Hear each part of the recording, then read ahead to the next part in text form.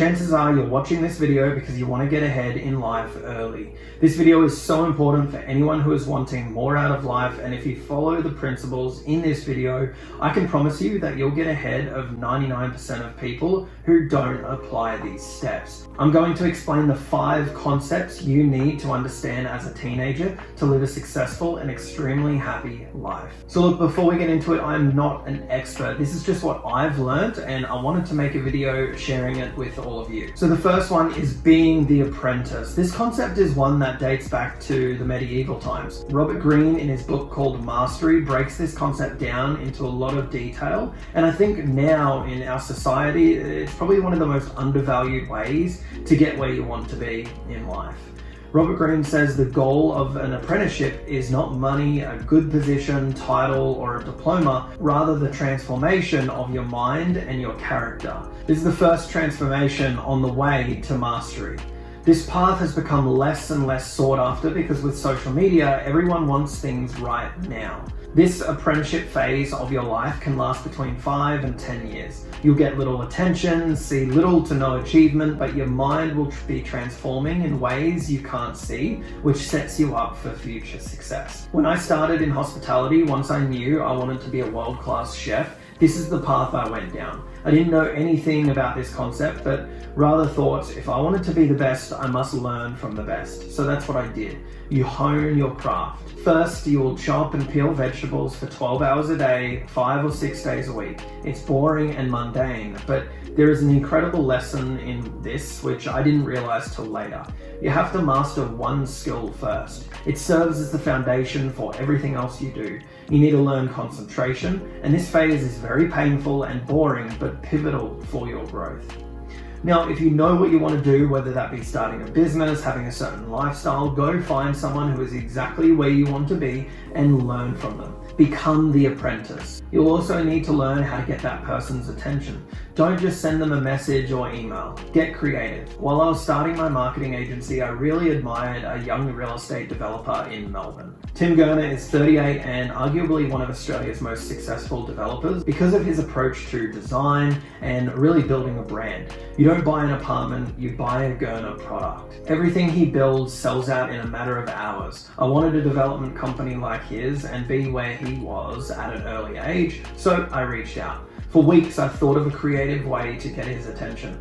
A light bulb went off. I went to Target to buy a pair of business shoes. I got home, threw one shoe out, kept one shoe in a box with a handwritten note saying, "I got 1 foot in the door, now let me have 2.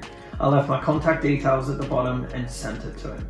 Weeks went by and I got no reply. I called the office and all I could hear was laughter. They loved it and they said Tim thought it was very, very creative and also hilarious, but I didn't get a meeting. Over the next 6 months, I sent him a fake Hublot because I knew he wore one with a note saying it's time to meet. I hand-delivered coffee sachets, making sure he knew coffee was on me.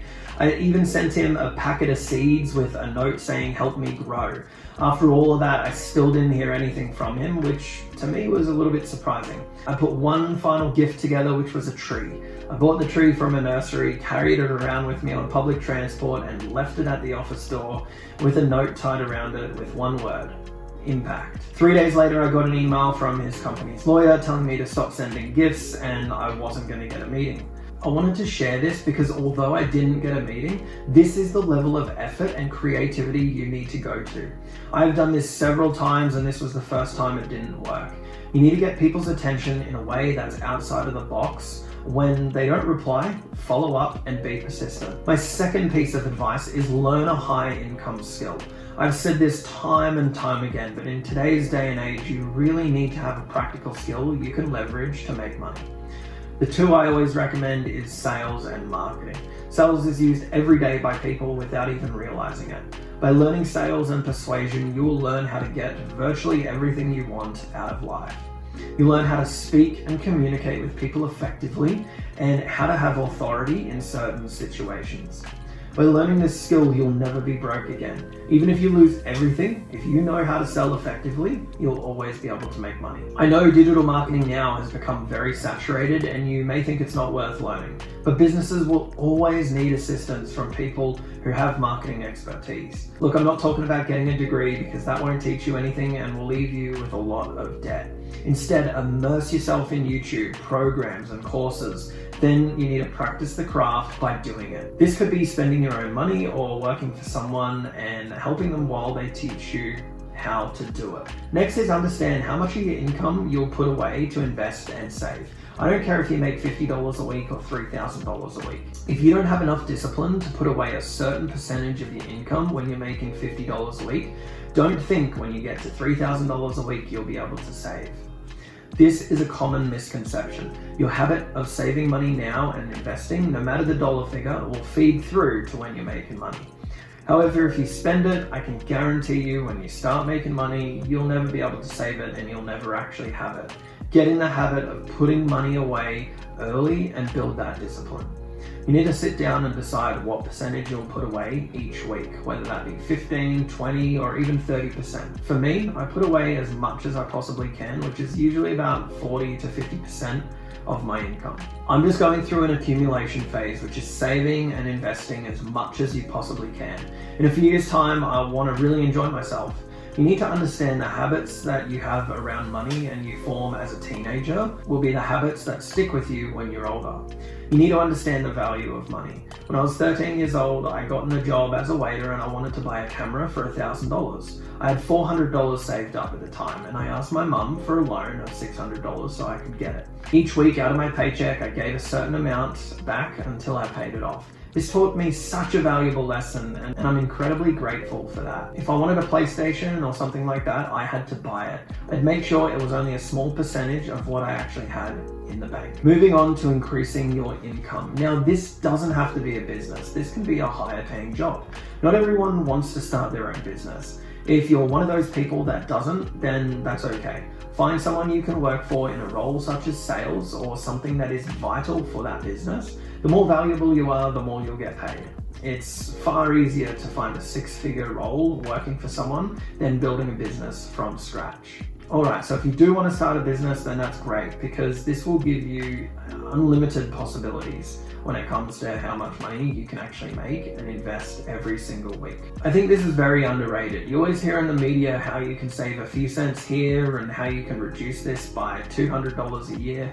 Quite frankly, it's all BS. I mean, let's be honest, what's $200 a year going to do for you?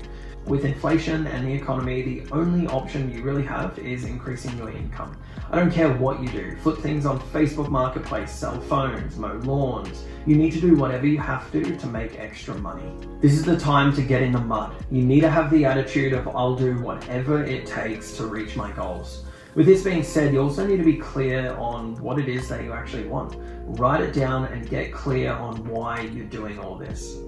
For me, this quote from Danielle Coldling sums it up very well. Quality of life is having the freedom to make choices that are not fear-based, whether it's the ability to choose the kinds of projects I want to take on and can learn from, or the ability to take a month off to travel. Freedom to choose is the ultimate luxury. By building a business the right way, it will give you the freedom that you're looking for. All of this is leading up to one thing: living off your investment portfolio. By increasing your income, constantly investing, you'll be able to slowly start earning passive income, and that's the truest form of freedom. Being able to pay for your lifestyle through your investment portfolio. In the beginning, it takes time to build up, but once it starts compounding each year, you'll be able to put away more and more, which will start yielding you more money. This is what the wealthy do. If you see people spending millions a year, chances are they're paying for their lifestyle through their investments. It's all relative. So I really appreciate you watching this video. I hope you found these steps very valuable and it sets you up for success. I'll see you in the next video.